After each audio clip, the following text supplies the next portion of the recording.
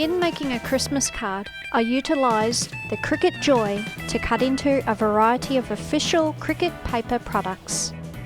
I peeled and removed the cut insert card from the Cricut Joy card mat.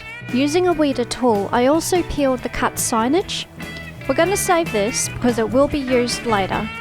I rolled Bostik glue tape onto the four edges of the Cricut Joy transparent insert. I really enjoyed using the Bostik glue tape because it does the same thing as double-sided tape, just without the excess waste and fiddling about. Next, I stuck the transparency inside the card with the sticky side facing forward. Very cute, but we're not done yet.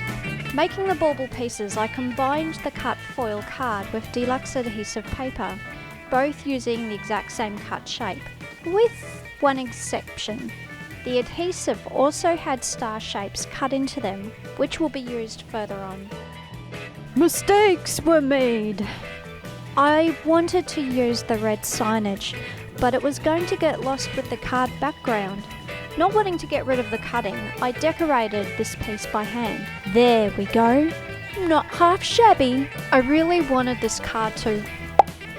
So I applied Bostik foam pads to the back of the signage, giving it a bit of lift. Removing the foam pad covers, I stuck the signage to the card.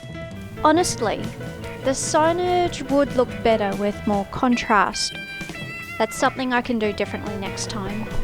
Back to the bauble pieces. Like with the signage, I really wanted these details to have some dimension, so I'm using Bostik foam pads on the back of the bauble pieces.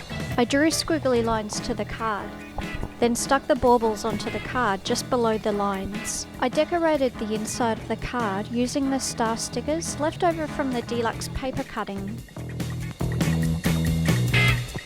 This episode was made with tools and materials provided by Cricut and Bostik. Audio VO was also possible with the old Sony mic I found in the bathroom cupboard. Thank you for watching. I hope you enjoyed this video. If so, please hit like, and if you'd like to see more, also subscribe. Bye!